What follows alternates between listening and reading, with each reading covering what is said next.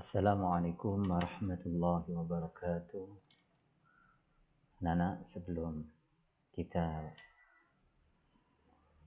mempelajari bab 10 ini, mari kita membaca Fatihah. Mudah-mudahan dengan Fatihah kita semua senantiasa diberi Allah kemudahan di dalam belajar.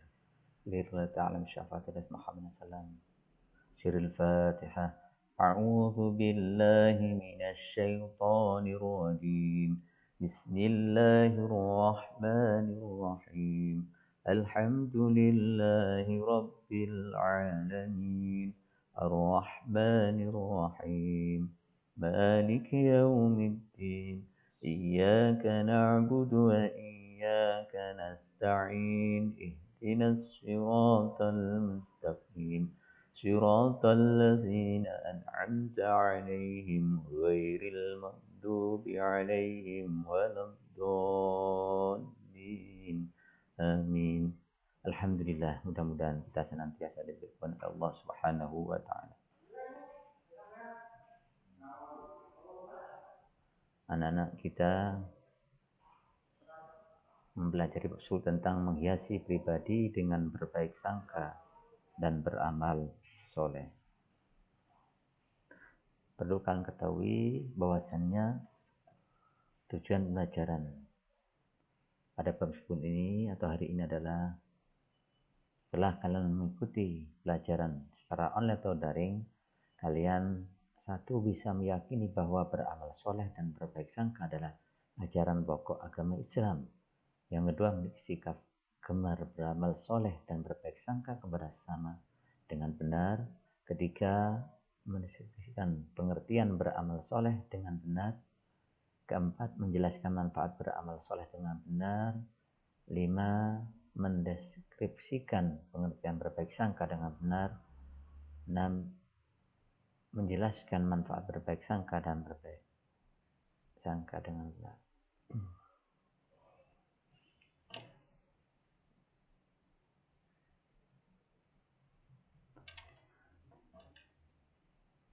Anak-anak, perlu kita pahami apa arti daripada beramal soleh. Dalam Al-Quran disebutkan dalam surat Al-Asr, Bismillahirrahmanirrahim.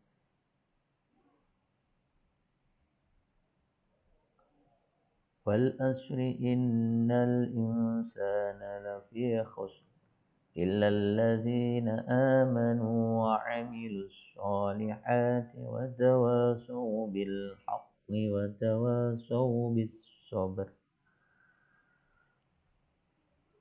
Artinya, dari masa sungguh manusia berada dalam kerugian kecuali orang-orang yang beriman dan mengerjakan kebajikan serta saling menasihati untuk kebenaran dan saling menasihati untuk kesabaran.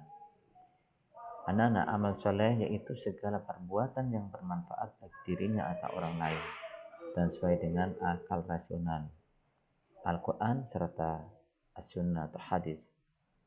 Kebalikan dari amal soleh itu amal sayyi'ah atau amal yang jelek, yaitu amal yang mendatangkan mudarat bagi pelakunya maupun orang lain. Contoh-contoh amal soleh dalam kehidupan sehari-hari diantaranya yaitu ketika kita bertemu orang bersenyum. Di antara lagi membuang sampah pada tempatnya, membantu orang, baik membantu berupa uang seperti gambar ini, atau membantu orang ketika kesusahan, mobilnya terjebak banjir, kita bantu dengan mendorongnya.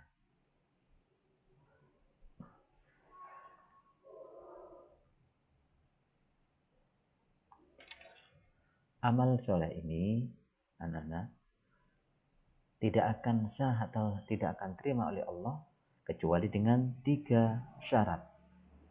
Yang pertama, amal soleh ini dilakukan dengan cara mengetahui ilmunya atau dengan ilmu. Yang ketiga, amal soleh dikerjakan dengan niat ikhlas semata-mata karena Allah Ta'ala.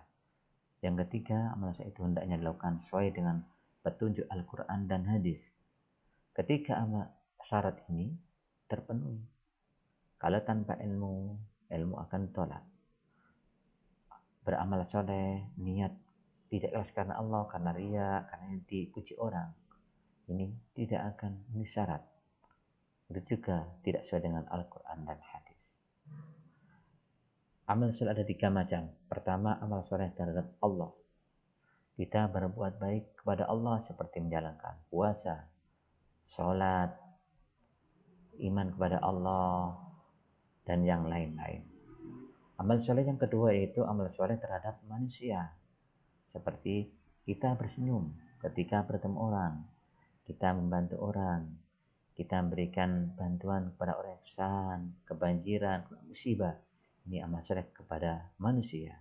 Yang ketiga yaitu amal soleh terhadap lingkungan, seperti tidak menebang pohon sembarangan, menebang pohon di hutan sembarangan, tidak membuang sampah sembarangan, membuang sampah di tempatnya, kita membersihkan lingkungan kita menanam penghijauan. Ini termasuk amal soleh terhadap lingkungan. Amal soleh sendiri ini ada manfaatnya. Jadi ketika kita beramal soleh, ini ada bermanfaat, di antaranya itu satu, diberi ampunan dan pahala yang besar oleh Allah Subhanahu wa Ta'ala. Jadi ketika kita beramal soleh yang baik, maka dosa kita akan diampuni oleh Allah Subhanahu wa Ta'ala. Dosa-dosa kecil akan habis.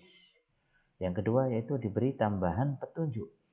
Dengan beramal soleh kita akan senantiasa diberi hidayah, petunjuk Allah untuk melakukan hal-hal yang baik.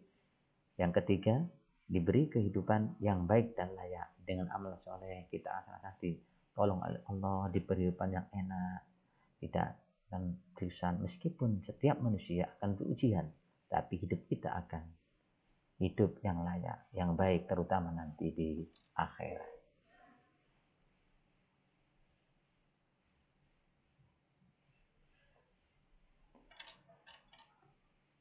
Yang kedua yaitu kita memahami makna berbaik sangka, atau sering disebut dengan husnudzon.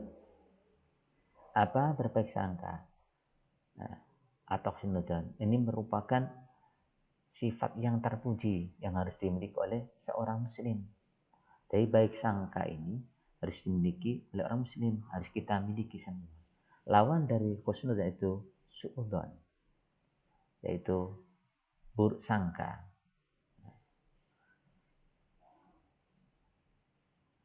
Ketika kita berbaik sangka, kita berhusnudzon, ini ada bahasa sendiri. Baik sangka ini ada 3 macam. Yang pertama, berbaik sangka kepada Allah Subhanahu wa Ta'ala. Ini yang pertama. Kita akan mempunyai sangka yang baik apapun yang kita terima. Seperti kita kena musibah, kita tidak akan berkata yang jelek-jelek. Kita akan tetap bersyukur kepada Allah. Karena kita yakin ketika kita diuji oleh Allah, maka Allah akan berikan hikmah dan kebaikan setelah itu. Yang kedua, berbaik sangka kepada diri sendiri. Kita harus bersangka kepada diri kita sendiri ketika mengalami kesulitan. Kita sudah belajar, itu harus tetap optimis, selalu belajar terus. Kita kesulitan, tetap berusaha, berikhtiar, berdoa. Ini. Yang ketiga, berbaik sangka kepada orang lain. Ini ketika kita melihat seseorang begini, kita tidak akan berburuk sangka. Kita tetap baik sangka. Oh, mungkin dia melakukan ini karena ini. Oh, dia mengerjakan ini karena dengan tujuan baik. Kita tidak boleh berburuk sangka. Ini jadi ada 3 macam baik sangka atau husnudzon. Pertama kepada Allah, kedua pada diri kita sendiri, ketiga kepada orang lain. Manfaat baik sangka yaitu pertama, hidup menjadi tenang dan optimis. Ya, kedua, yakin bahwa mendapat hikmah di balik segala penderitaan dan kegagalan. 3, membentuk pribadi yang tangguh. Keempat, menjadikan seseorang teguh pendiri.